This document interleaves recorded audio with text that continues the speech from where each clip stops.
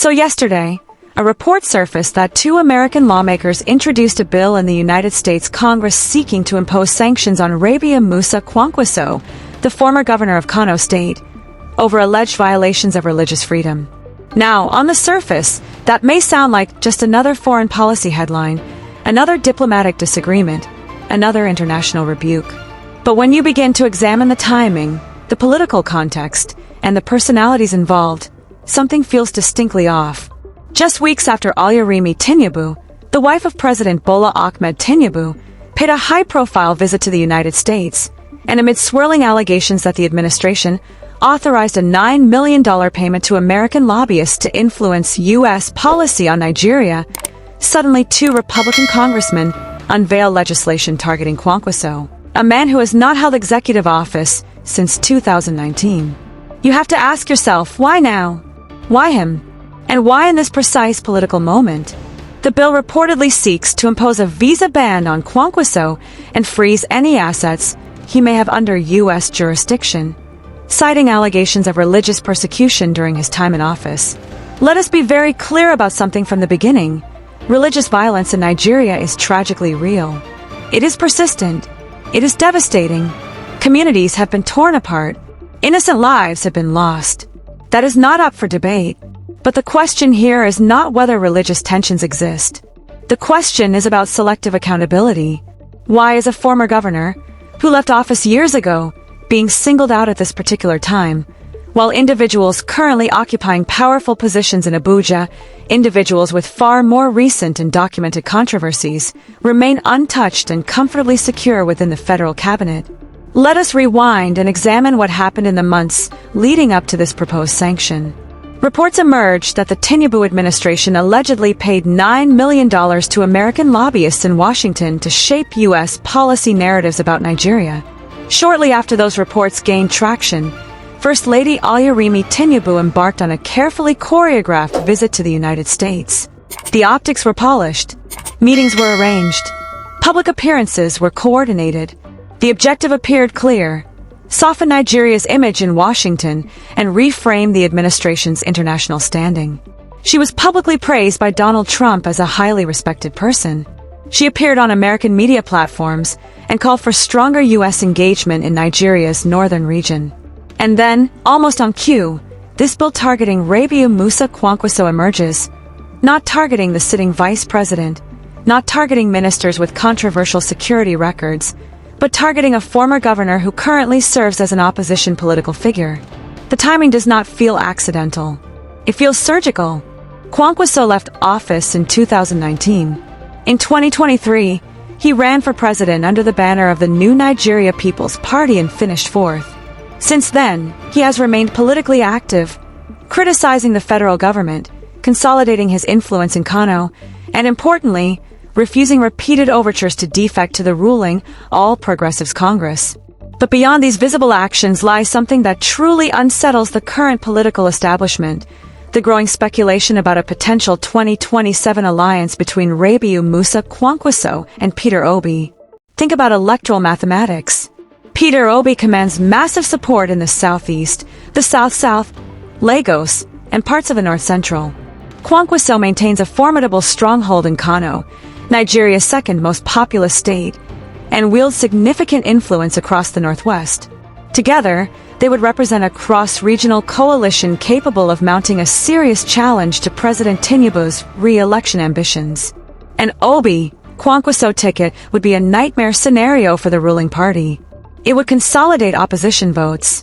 It would energize young Nigerians who felt disillusioned after the 2023 elections. It would bridge ethnic and regional divides in a way that the APC might struggle to counter. Such a coalition would not rely on old patronage networks alone. It would carry symbolic power, the image of a North-South alliance built around governance reform rather than identity politics. So if you are an incumbent president and you sense such a coalition forming, but you cannot easily defeat it through popular appeal, what do? You undermine it before it solidifies. You delegitimize one half of the potential partnership. You make that individual politically radioactive on the international stage. If American lawmakers are calling for visa bans and asset freezes, how does Peter Obi, who presents himself as a Democrat and global statesman, publicly aligned with that figure without risking reputational damage. The alliance collapses before it even begins. That is not a coincidence. That is strategy. Before I continue, let me speak directly to you. Analytics show that a large percentage of viewers who watch this channel are not yet subscribed. If you value this kind of in-depth political analysis, take a moment to subscribe, like this video, share your thoughts in the comments, and help expand the reach of this platform. Brainspot Media grows because viewers like you decide it matters. Now let us continue. Here is where the inconsistency becomes glaring. Yes, Kwankwaso has made controversial statements in the past. Yes, he has faced accusations. But if the standard for sanctions is alleged complicity in religious or sectarian violence, then that standard must be applied consistently. Consider Bello Madiwal, the current Minister of State for Defense. As Governor of Zamfara State, he presided over one of the worst periods of banditry violence in recent Nigerian history. Zamfara became synonymous with kidnapping, mass displacement, and insecurity. There were persistent allegations, never fully investigated, that negotiations with armed groups blurred into questionable arrangements. Yet today, he sits in the federal cabinet. Then there is Kashim Shettima, Nigeria's vice president. During his tenure as governor of Borno State, multiple allegations circulated regarding security failures during the height of Boko Haram's insurgency. He also made inflammatory political remarks during the 2023 campaign season that many critics argued were divisive. Yet he occupies the second highest office in the land. Several other governors within the ruling party have faced accusations of inflammatory rhetoric or policies that marginalized religious minorities. None of them appear in this American bill. So again, the question arises, why Kwankwaso? Now let us widen the lens. Remember the Sokoto airstrike incident earlier this year, an operation reportedly involving U.S. cooperation. Articles emerged attempting to blame an Igbo individual for allegedly providing intelligence that led to the strike, claims that later fell apart under scrutiny. The narrative appeared designed to inflame ethnic tensions between the Southeast and the North. When political actors are willing to manipulate ethnic fault lines for strategic gain, is it really far-fetched to imagine them influencing foreign lawmakers with selective information to achieve domestic political objectives? Meanwhile, Nigeria faces severe internal crises. Inflation has battered the naira. Fuel prices have surged following subsidy removal. Insecurity remains widespread, from Boko Haram activity in the northeast to banditry across the northwest. Kidnappings have become a tragic routine. And yet, instead of prioritizing structural reforms, economic recovery, and comprehensive security strategy, political energy appears devoted to neutralizing opposition figures who may pose a threat in 2027. Since taking office, President Bola Ahmed Tinubu has moved decisively to consolidate power, co-opting rivals, extending patronage, and tightening control over party structures. Now, critics argue the battlefield has extended internationally. The American lawmakers behind the bill, Riley Moore and Chris Smith, have long advanced strong positions regarding religious persecution narratives in Nigeria. Whether driven by conviction or influenced by advocacy networks, they have consistently highlighted alleged anti-Christian violence. It is possible they see Kwankwaso as fitting into that narrative.